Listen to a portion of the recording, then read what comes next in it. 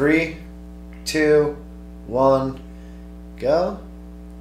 Josh Carr. Ross Stockdale. Welcome. Thank you. I'm excited. How are you feeling after yesterday's Art of War 9? Yeah, man. Your first MMA debut. Mm-hmm. Your hometown. Yeah. Your friends, your family were all there. I know, and I had all my boys fighting on the card too, so that's kind of why I lost my voice. But it was a fun night. It was a really fun night. For my fight in particular, went according to plan, you know. So Christian's fight went according to plan. A couple of upsets, but that's the game that happens. Yeah, you can't predict these things You always. really can't always predict these things, but you can get pretty close, and we get pretty close most of the time. So morning after,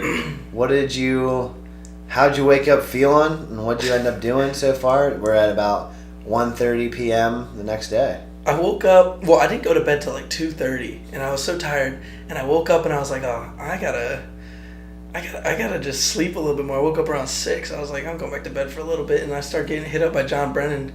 He wants to get on Fortnite, and I'm like, "No." And then I'm laying there in bed, and I'm like, "All right, we gotta." So we got up, caught 2 dubs out of 4 matches. So it was a good morning playing Fortnite with John Brennan. I know he's out doing something. Then I went and got some Indian food, and I'm all full right now. So. Taj Mahal in Lancaster, baby. It's the best food in Lancaster. Oh, I wouldn't go that far. Did you ever have Himalayan buffet? No, that's what John was saying, though. Yeah, you gotta go. Did John go with you to get food? No, just when we were playing Fortnite like we normally do. Cool. So, you went out with your family. Anyone else join you from the team, or just the Carr family? I went out with my parents, my little brother, old man Randy, and Elaine. We went out and got some lunch. It was exciting.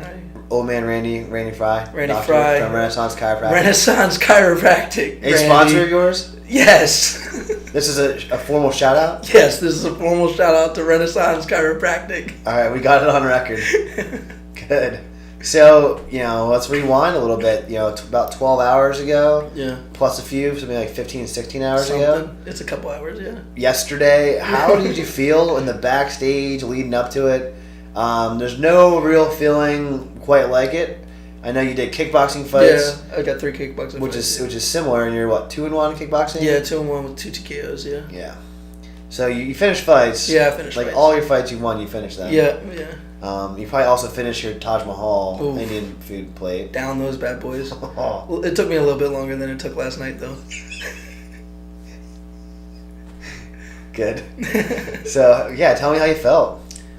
Dude, I started warming up. The fights were supposed to start at 7. I started warming up with Jake around 6:45, and I don't know. I don't really like warming up that much. I kind of just like pacing. I just kind of like just thinking and pacing and doing my own thing. But we did some pummeling, hit some pads, and I'm like, oh, I don't feel like I'm about to go into a fight, So it was 7. It's supposed to start. They come back, 15 minutes. I'm like, 15 more minutes. I was like, I'll just keep pacing, doing my thing, just thinking, having fun. I'm back there laughing and stuff, joking around. And they come in at 7:15, and little Mike, the commissioner, shout out to Mike. I don't talk to me ever again, but no, I love that dude. He's he comes out and he's like 15 more minutes. I'm like, so that's 45 minutes since I really warmed up. I've just been pacing now. I was like, I don't really want to do more warm up because I don't know. I don't really.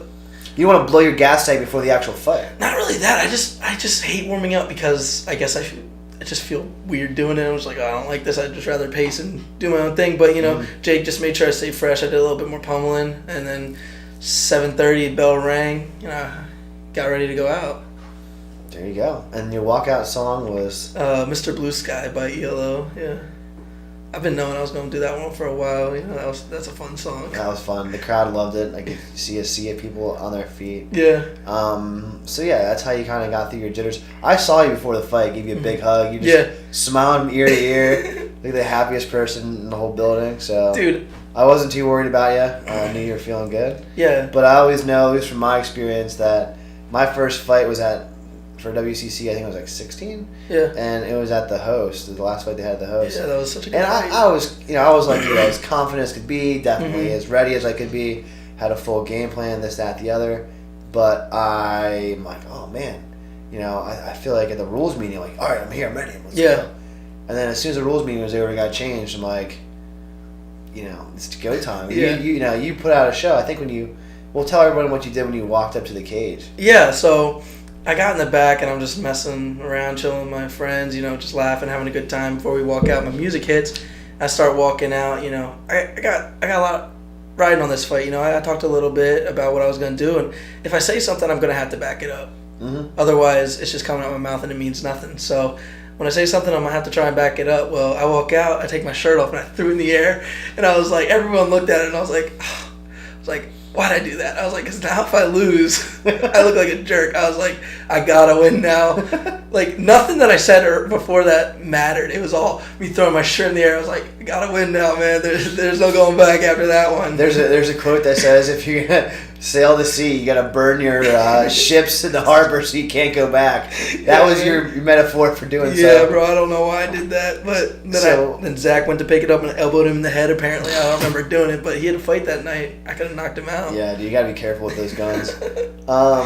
So what was your game plan going into the fight, and how do you think the reality mirrored the game plan? You know, what's the difference? Swanging and banging, baby. You know, I know that I train a lot harder than this kid. I know that I'm out there with dudes that are really good. We're training hard. I know that I'm just a lot better than him in anywhere that we could have gone. I'm better than him. I'm not a wrestler at all. I took him down. You know, I can't take down Christian, who's my little brother, who's 145 pounds. I took him down. So I knew going into the fight, no matter where I went, I was going to be better than him. So my game plan really was to try and knock him out. I really wanted to. I knew that was the statement I had to make. I knew I couldn't just beat him either. I knew I had to finish him. Otherwise I wouldn't have felt good about myself, because I know how much better I am than him and most people that I've seen fight at Art of War so far. I know how much better I am than them. So to just edge out a split decision or a unanimous decision wasn't going to cut it for me. I had to finish him. So I wanted to knock him out 30 seconds in. And I was swinging to do that. I was really putting some heat behind my punches, trying to. But I guess the game plan went out the door a little bit because I didn't knock him out in 30 seconds like I really wanted to. The thing you have to realize too, Josh, is 30 seconds is a very short amount of time. It's not very long. I mean, 2-minute rounds is not very long. Yeah. So while I admire your confidence and your preparation to show up to fight, I feel like I don't even think I could run around the track once in 2 minutes right now. Yeah. And I mean, maybe someday I could have, and it could have been like in a minute. But now, I mean, you know, if I can't run 400 meters, how am I supposed to knock some dude out? Yeah. Every single time. No. I know that. But you did. I know. I mean, I dropped him. You finished him. I did. Yeah, I did finish him. It was a little bit later than I wanted to. I wanted to do it in the first round, but you know, I never really had an adrenaline dump before. Like I said, I had 3 kickboxing fights and never felt that. And adrenaline dumps are real, like you keep saying, man. I felt it. So I get out there and they call my name, and I was like, I guess I'm really gonna fight right now. And there's a lot of people around. I was like, I guess it's going on. So. You know, I wasn't listening to my corner, if I'm being honest. I was just kind of ducking and chucking. I'm sure that they, you know, were happy with how you performed. Yeah. And there's no salt there from the corner. But yeah, I would say that, you know, the difference between MMA and kickboxing at the Hamburg Fieldhouse in Allentown. Well, the crowds there are a couple hundred people. Yeah. That Spooky Nook was packed. That was packed too. It was packed. It looked like they almost needed the fire department because of how packed it was. So, I mean, that's the biggest crowd that I've seen in a regional MMA show. So, I guess my question for you is, what's next? Like, what did you... First of all, explain a little bit what you said after the fight when you had the microphone. I did my best to reach through the commentator desk to give you a platform to speak on my side. I said, well, first of all, when you gave me the mic, I said, stop swearing on videos, Justin Haskell, because I got to be able to share this stuff. You know, I got kids that I'm friends with on Facebook and stuff. They don't need to be seeing that I want to stop you there. I'm probably pretty guilty of swearing on that stuff, too. That's all right. And it's your fault because you got me so damn excited. That's all right. So I know I said that, but other than that, I just, you know, I don't want to, like, give him too much recognition because he's never really had a fight. So in a sense, the fight doesn't make sense to fight Brian Torres, to call him out, but he always wants to just jaw at me all the time about stuff. So I called him out because I want to either give him basically an ultimatum to fight me or stop talking about me and my team. Like, how are you going to talk about professional fighters when, I mean, I think you might have trained at a UFC gym, maybe. So just I don't stop really talking. know him. I think I added him on Facebook, and this is when you're saying talking. Yeah. Do you mean in person? Do you mean he's a keyboard warrior. So social media. He's a social media guy, like tough as nails on the Facebook, but won't even make eye contact with you at a fight, So, okay. Like I don't really got a problem with anybody. I'm not someone that hates somebody. I don't hate the kid. I just like there's got to be a level of respect there. He's got to either stop talking about my boys. And I'm the only heavyweight really that's going to be able to fight him. So I'm either going to have to be the one that does it, or he's going to have to stop talking about my boys because, he can talk about me all he wants. He was saying, oh, we're going to wipe that smile off his face. How are you going to wipe the smile off the face when you're not even the one in the cage? So I really don't mind it too much. I don't care if I fight him. It'd be fun because it'd be an easy finish, but it'd be fun. I think the regional fans would love it. Yeah. For a couple of reasons. One, because I'm not Facebook friends with him, but I do see comments on other threads, and I try to stray away from reading the comment section of content. Yeah, just because I love it. But people love it. It's like get the popcorn out. Yeah, get the popcorn out. So I think that you make a very valid point though. Yeah. That it's not about disrespecting someone to become inflammatory and just throw shade on someone because you feel like they're getting attention. No, it's more or less about respect culture. I think that our gym, Gracie 717 in particular, does a great job of being respectful and having fun because there's a difference between talking trash to disrespect someone and throw shame on their name versus having some friendly banter and wit and jabs of wit back and forth. Yeah. Listen, I'll be the first to say it. I've not always been the most respectful person. I get wild at these fights. I love having fun, and I get hype, and I just start saying stuff, and I'm like, that's not really me. Why am I saying that? But I mean, that's what comes out of me, I guess, at these fights. You're having fun. That's what I understand. But if you want to sit on the keyboard and just keep typing away and get your little Twitter fingers out. So was there anything that happened in person with that, or you don't prefer to say, or I'm not gonna talk too much about it. Share whatever you're comfortable with. I'm not gonna talk too much about it, but he just I was chilling in the locker room, minding my own business, and my little brother's about to go out and fight. And he's just staring me down. He's like, "When are we gonna do it? When are we gonna do it?" I was like, "Dude, whenever we can. Like, let me enjoy my win. I just beat the boy that you said was gonna make it, so I couldn't see anymore. Like, so, there's not too much that went on. I basically just sunned him and told him to get out of the locker room. I'm trying to enjoy my night, Well, I'm glad there wasn't a backstage brawl and you guys had the maturity and grace to wait until you could potentially do it in the cage. Yeah.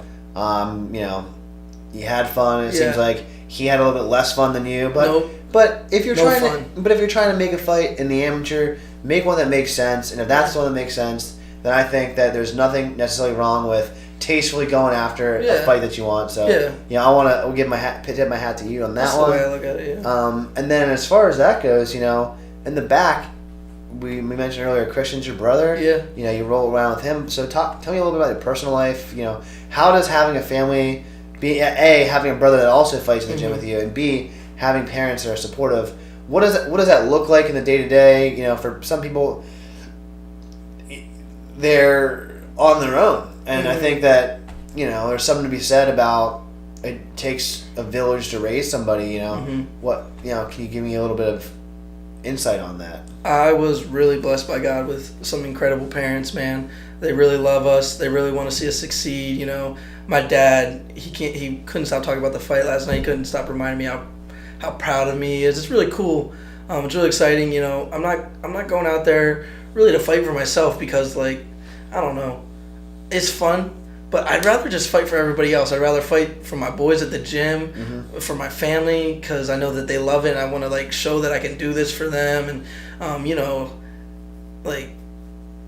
so they really love it, and my dad, my mom, they both are in love with it. They're doing everything they can to really push Christian to be, the greatest future professional fighter that he can possibly be.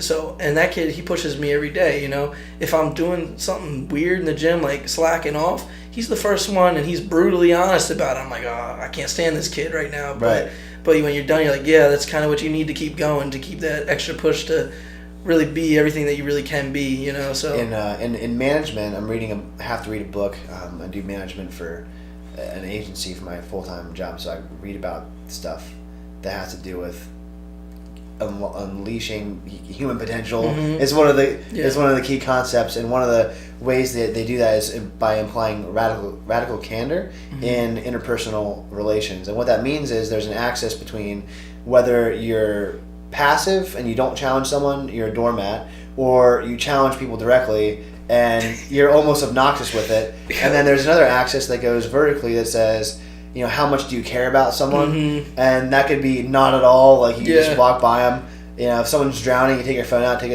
a picture and say, oh, wow, this is crazy. You see walking by. Or you're the person that dives in and tries to be a lifeguard and save them. So, strictly business. So the point in that is saying the more you challenge someone directly and care personally, you get into the quadrant of radical candor, and that's really the only way to have very productive, interdependent relationships.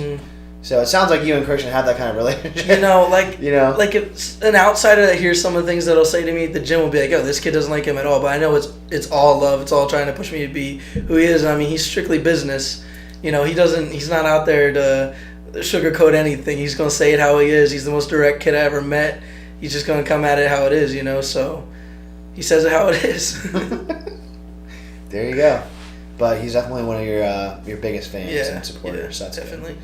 So speaking of which, you know, Christian is 19. He graduated high school last year. You're 21. Yeah. I don't know when your birthday was exactly, but you probably just turned 21? I turned 21 in June, yeah. In June, okay. And you're in school. And talk to me a little about, you know, how's school going? What's the future look like? You know, you pretty much,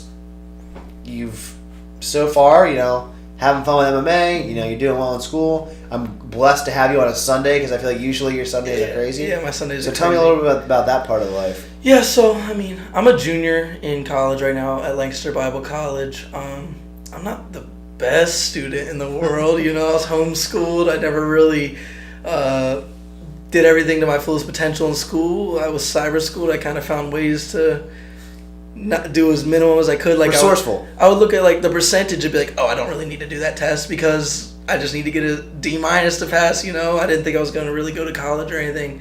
But now I'm in college, and you know, I want to really be a lifelong student.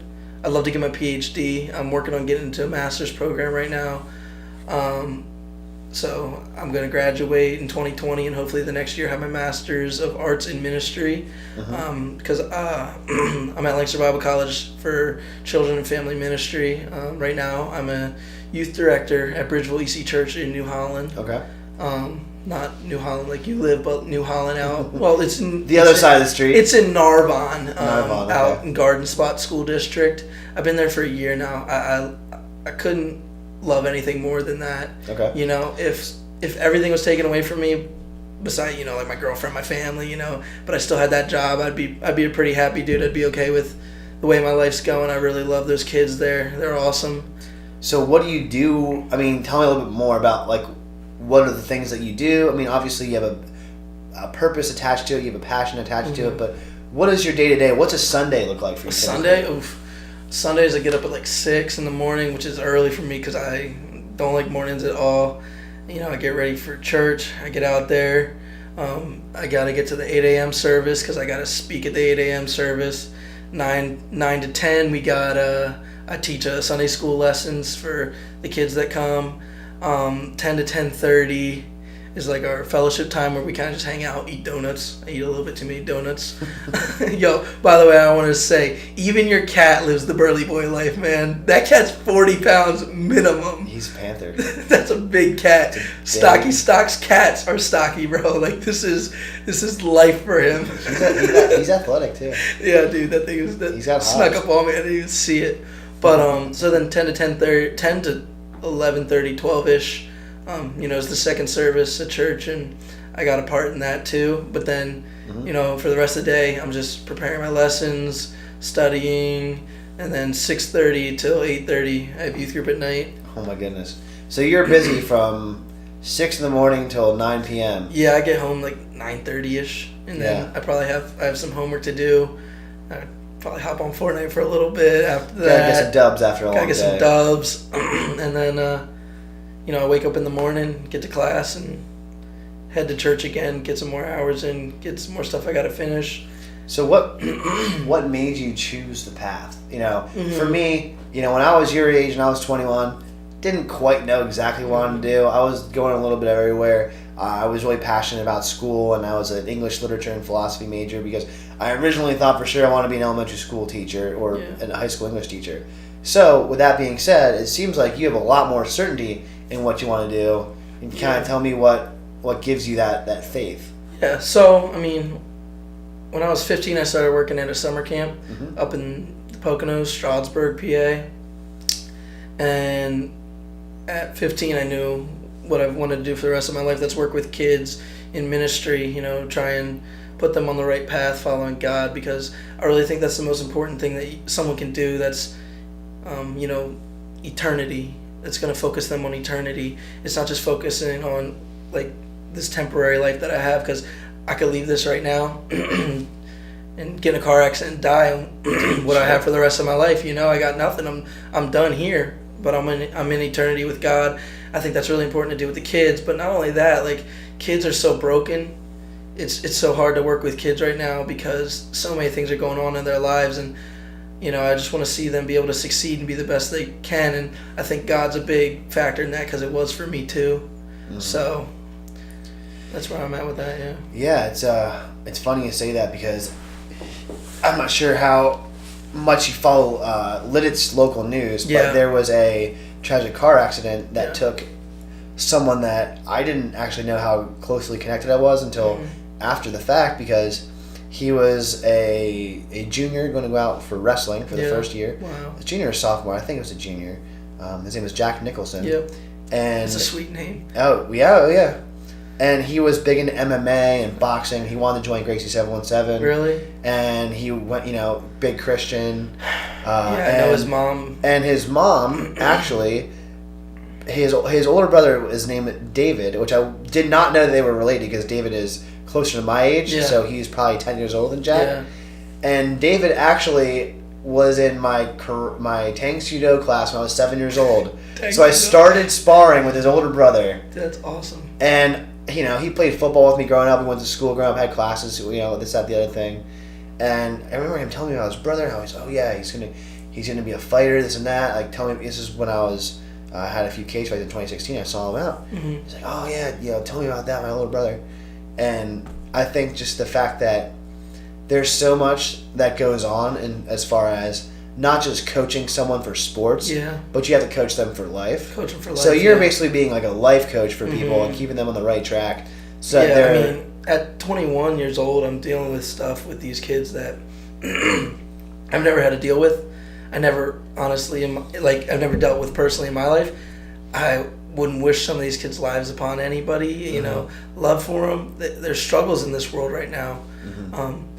So I'm dealing with this stuff, and I'm like trying to give them answers like, oh, this is how you should deal with this, and I'm just like, full send, bro. I hope it works. Yeah. Please work out. Yeah. Oh, that's all you can really do is just, plan for the worst, pray for the best. I think. For sure. But again, I'm not going to school for that, so I'm just here talking on a chair. Big guy, little chair. So stocky stock, baby. Cool, man. So anything else you wanna let everyone know? What else is on your mind? I know it's probably a whirlwind the last 24 hours. Yeah. No, like I said, man, last night was one of the greatest nights of my life. It was so much fun. It didn't go exactly out of plan just because, like I said, I wanted to beat him in like 30 seconds, get in and get out. But it went pretty close to out of plan. I wanted to knock him out. I dropped him and I had to jump on the rear naked choke. So that was cool, but the knockout would have been so much cooler. Yeah. And I know my hands can do it. I'm really happy with how it went, though. I'm so happy with my teammates, everything that they've done for me. I couldn't be more thankful. I'm so thankful for my girlfriend. We only got to see each other on Saturdays because she's teaching in the mornings, and then I'm training at night, and she's got things going on at night. So there was a lot riding on this because it wasn't just like time that I spent like on my own time. I was taking time from being able to hang out with her. I missed time from being able to do assignments. So there's a lot of riding on this fight, even though it's just an amateur fight. My first amateur fight. People don't know a lot of the work that goes into this. Sure. And I mean, it's a lifestyle. I'm just trying to live it and do the best I can. Put on the most entertaining fights. Try to be fun. Try not to be too hated. Oh, well, don't worry about the haters, because everyone that knows you, you know, they understand and they know where you're coming from. So, you know, you definitely have a lot of fans out there. I'm sure after yesterday, you're going to have a lot more. I walked around that room, I was like, oh man. Everybody wants to talk to me. It felt cool. Well, nice, dude. Hey, you know, thanks for coming on. Yeah. It was a pleasure. You know, dude, last minute. I'm glad to have you on a Sunday, and you know, I think that pretty much is, you know, concludes where we're at. Yeah, man. So can I say one more thing? Yeah, put it out there. Renaissance Chiropractic, Randy. I do not forget you this time. He's a sponsor. I love the dude. He sets us up for every fight. Sets us up every practice, man. The dude's the man. So. Any other sponsors you have that you want to shout out to? My mom. Cool. Well, Josh, thanks a lot. Thanks, Ross. That means a lot, man. Yeah, appreciate having you on. So. All right. Done. I hope I didn't sound like an idiot. No, you sound good. Thanks, bro. It means a lot, man.